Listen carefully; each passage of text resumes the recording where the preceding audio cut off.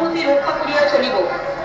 পশ্চিমবঙ্গ রাজ্যের মুখ্যমন্ত্রী রূপে আমার কর্তব্য সমূহ শ্রদ্ধাপূর্বক এবং সিদ্ধান্তকরণে নির্বাহ করিব এবং ভয় বা পক্ষপাত, অনুরাগ বা দেশ হইয়া সর্বপ্রকার জনগণের প্রতি এই সংবিধান ও বিধি অনুসারে ন্যায়াচরণ করিব।